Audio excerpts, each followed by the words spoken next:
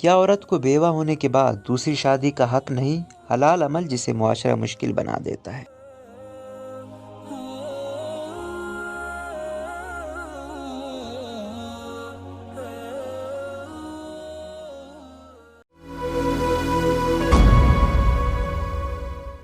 ہم آپ کی بیوہ بیٹی کو بہو بنانے کے لیے تیار ہیں، مگر اس کے بچوں کو ہم نہیں اپنا سکتے۔ صادقہ نے رافیہ سے کہا جو اپنی بیوہ بیٹی کی دوسری شادی کروانا چاہتی تھی۔ کیا بچوں کو ماں سے دور کرنا ظلم نہیں ہوگا؟ آخر اتنے چھوٹے بچے ماں سے دور کیسے رہیں گے؟ رافیہ نے بلبلا کر کہا۔ صادقہ: دیکھیں بہن، میں آپ کی بات سمجھ سکتی ہوں، لیکن آپ بھی ہمارا مسئلہ سمجھیں۔ ہمارا بیٹا کنوارا ہے، جبکہ آپ کی بیٹی 2 بچوں کی ماں، لیکن پھر بھی ہم آپ کی بیٹی اپنا رہے ہیں۔ آخر ہم رشتہ داروں کو کیا منہ دکھائیں گے کہ ایسا کون سا لڑکیوں کا کال آ پڑا تھا جو بیوہ سے شادی کے ساتھ اس کے بچے بھی پالنے پڑ رہے ہیں۔ صادقہ کی بات تلخ صحیح مگر سچ تھی۔ رافیہ جانتی تھی کہ اس کی بیٹی کبھی بھی بچے نانی کے پاس چھوڑ کر دوسری شادی کے لیے تیار نہیں ہوگی، اس لیے وہ مایوس ہو گئی تھی۔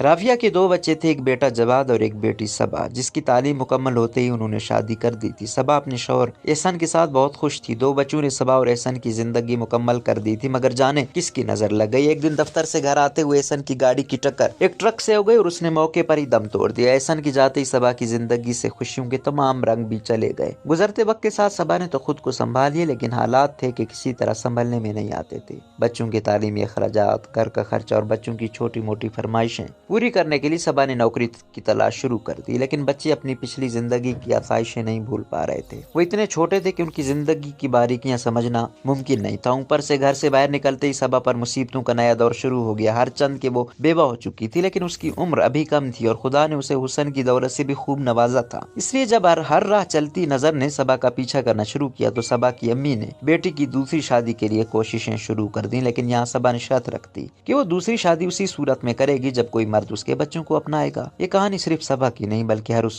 لڑکی کی ہے جو ہمارے معاشرے میں بیوہ ہوتی ہے۔ یوں تو ہمارے معاشرے میں بیواؤں کے حقوق کے بہت بلند و بانگ دعوے کیے جاتے ہیں۔ ہمارے مذہب میں بھی بیوہ سے نکاح کا بہت ثواب رکھا گیا، مگر ایک عورت کو بے وقوف بنانے کے بعد کن مسائل سے گزرنا پڑتا ہے اور ان کا سدباب کس طرح کیا جا سکتا ہے، اس کا جائزہ لیتے ہیں۔ مالی پریشانیاں کوئی نہیں بانٹتا۔ ایک بیوہ خاتون پر سب سے بڑی مصیبت تب آتی ہے جب اس کے اخراجات اٹھانے والا کوئی نہیں رہتا۔ بھلے شوہر کے ساتھ اس نے کتنا ہی اچھا وقت دیکھا، اس کے دنیا سے جاتے ہی سب بدل جاتا ہے، اور یہ وہ وقت ہوتا ہے جب اپنے بھی ساتھ چھوڑ جاتے ہیں۔ دیکھنے میں یہی آتا ہے کہ بیوگی کے بعد نہ تو سسرال والے ساتھ دیتے ہیں اور نہ ہی میکے والے۔ اگر کوئی خاتون جوانی میں بیوہ ہو گئی ہیں تو آس پاس کے لوگ، محلے اور بدنیت رشتہ دار جھوٹی ہمدردیاں جتا کر خاتون کی توجہ سمیٹنے کی پوری کوشش کرتے ہیں۔ اگر خاتون اپنے گھر کی پریشانیاں کم کرنے کے لیے ملازمت کا راستہ اختیار کرتی ہے تو اس عمل کو بھی اچھا نہیں سمجھا جاتا اور اس کو محض خاتون کی سیر و تفریح کا خطاب دے کر ہر موقع پر پریشان کیا جاتا ہے۔ کوئی عورت اپنی خوشی سے بیوہ نہیں ہوتی، لیکن معاشرہ بیوگی کے بعد عورت سے ایسا ہی سلوک کرتا ہے جیسے اس نے اپنی مرضی سے بیوگی کی چادر اوڑھی ہو۔ اگر مرد کی بیوی بڑھاپے میں بھی مر جائے تو لوگ فوراً دوسری شادی کا مشورہ دے ڈالتے ہیں، لیکن اگر عورت جوانی میں بھی دوسری شادی کرنا چاہے تو تانے دے دے کر اس کا جینا دوبھر کر دیتے ہیں۔ اس کے علاوہ اگر خاتون کے بچے بھی ہوں تو بچوں کے ذریعے بھی ماں پر ذہنی دباؤ ڈالا جاتا ہے۔ اسلام بیوہ خواتین کے بارے میں کیا کہتا ہے؟ اگر اسلام کی روشنی میں دیکھا جائے تو بیوہ خواتین سے نکاح کو بہت فضیلت دی گئی ہے۔ خود حضرت محمد مصطفیٰ صلی اللہ علیہ وسلم نے پہلی شادی ایک بیوہ خاتون حضرت خدیجہ رضی اللہ تعالی عنہا سے کی اور 25 سال تک کوئی دوسرا نکاح نہ کر کے یہ پیغام دیا کہ خوبصورت شادی شدہ زندگی گزارنے کے لیے عورت کا پہلے بیوہ یا طلاق یافتہ ہونے سے کوئی فرق نہیں پڑتا۔ اس کے بعد بھی حضرت محمد صلی اللہ علیہ وسلم نے 8 بیوہ خواتین سے نکاح کر کے بیوہ خواتین سے نکاح کو فروغ دیا تاکہ ان کو سہارا اور کفالت کے لیے کسی کا محتاج نہ ہونا پڑے۔ لیکن ایسی خاتون جو بچوں کی پرورش کے باعث دوبارہ شادی نہیں کرنا چاہتی تو ایسی خواتین کے لیے بھی اسلام میں بڑا اجر ہے۔ ایک حدیث مبارکہ ہے کہ قیامت کے دن سب سے پہلے میں جنت کا دروازہ کھلواؤں گا تو دیکھوں گا کہ ایک عورت مجھ سے پہلے اندر جانا چاہتی ہے۔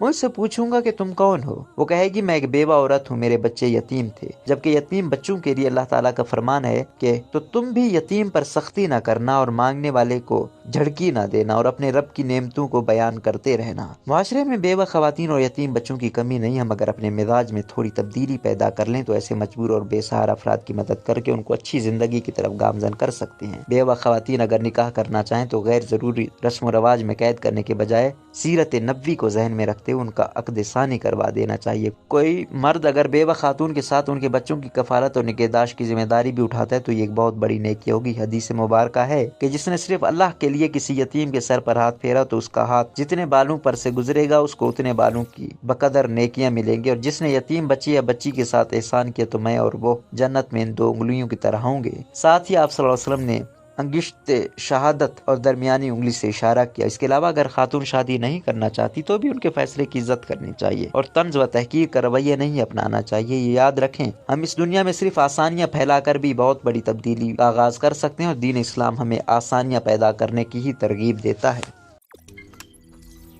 روزنامہ قدرت کی ویڈیو دیکھنے کے لیے ابھی یوٹیوب چینل پر سبسکرائب کریں اور بیل آئیکن پر بھی کلک کریں۔